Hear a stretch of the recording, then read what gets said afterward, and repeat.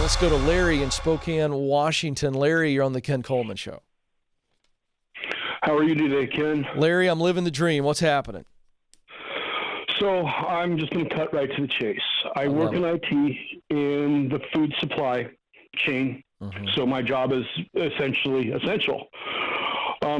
I was asked to pigeonhole my career path about a year and a half ago, and I started doing that. And my company has made organizational changes which have kind of wiped away that career path. So my question really is I love what I do, and I'd like to get my certifications to move my career path forward. But my wife thinks that it'd be a waste of money because she feels like these companies that I've worked for burned the love of IT out of me. Just need some advice. That's weird that's what she thinks, because you just told me you love what you do. Yeah, but the job stress is getting to me. Okay, but hold on a second. We've got to separate those. In order for somebody to be clear, I've got to be able to understand what you're saying. So you love what you do. When you said that a moment ago, be more specific. What does that mean? I love being able to manage, and work on systems. I love fixing things. I like working with my hands. It makes my brain work. Great. Okay, so now let's separate what your wife's talking about. So that's a very clear statement. You love the work, the IT work. Maybe Correct. You've been in some companies where it's not a great environment and you don't love the environment and the stress. Let's talk about what's causing the stress. It's not the work. What's causing the stress?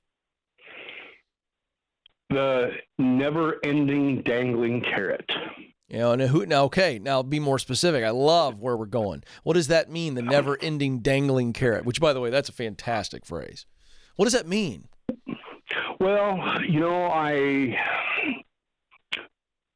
was working at becoming a junior network administrator with my current company, and they opened up a junior network position, and due to the organizational changes, they gave that position to somebody that was outside the company versus moving me up. Right. So has this happened multiple times to you, the never-ending dangling carrot? It has. Okay. And the common factor between the two major companies that this has is my director. Okay, so now this has happened to you because twice. I've worked for him. I worked for the director for 4 years, but I've been with this company for 2. And 2 with the previous year. Okay, so in 2 different companies where the carrot was dangled, the promotional carrot was dangled, you didn't get it both times, or you didn't get it multiple times at 2 different companies, but the common denominator is you worked for the same leader, so you followed him over. Correct, due to some organizational changes at the last company. All right, so have you had a respectful but very clear conversation with this leader to say, hey, it's happened multiple times where I was up for the promotion, but somebody else got it. What can I learn from this? What can I take away? What was I lacking? What can I add to my quiver of arrows in order to get it the next time? Have you had that conversation? It just... Yes or no? Sort of. Yeah, it's a sort of conversation. I don't believe in sort of. Yes or no? Okay, let me make it easier for you. Not without being shoved down the road of I'm not ready. What does that mean? That's what, that's the response I get, is that you're not ready for this spot. There's too many responsibilities. Okay, good. Okay, but that's so that conversation has happened. I don't understand sort of, and I don't have time for sort of, Larry. I'm trying to help you, man.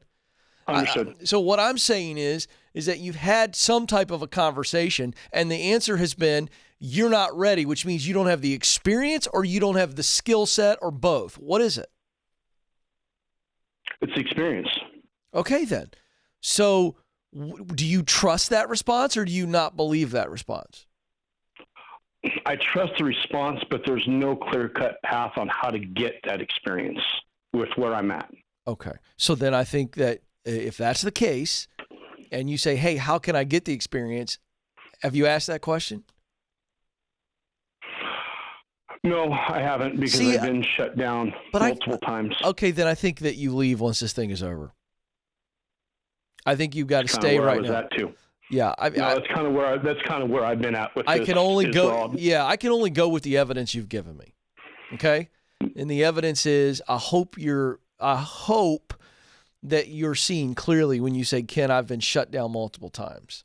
I'd like to hear that you sat down with this leader and said, how can I get that experience? What can I do to get that experience, to get the opportunity?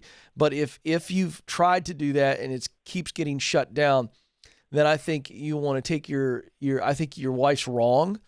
I think you do get those additional certifications, which gives you valuable experience plus skills. And I think you look for a better opportunity where there's a ladder. But right now I sit tight until I get the qualifications. I'd sit tight.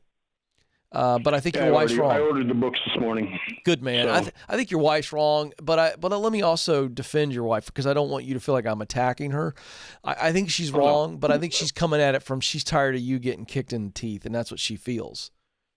And so she's kind of throwing a true statement. That's absolutely right. And so she's throwing her hands in there to go, I don't even think you should mess with it anymore. It's just not your area. Well, but what she's discounting is your heart. See, she's speaking with her heart, but we've got to think about Larry's heart. And Larry loves what he does. He just needs to be doing it in a great environment. So if you were to take my Should I Quit My Job quiz, Larry, which is free at kencoleman.com, you would test out, and it would say you're doing the right thing in the wrong place. Does that make sense? It makes total sense. You're the man. Larry, you got this. I want you to come up with a plan. This is exactly like our last call. This is sit tight. I was listening to that. Yeah, I think the advice is similar. Sit tight. Make a plan right now. And when things get back to normal, you've got a strategy and you've already planned it out. You've already start making the connections now. Get everything ready to go so that you can pull the ripcord and you're out of there. Well, thank you, Ken. I appreciate it. It just validates the whole thought. Appreciate yes, sir. You're a good man, Larry. Better days are ahead, I promise.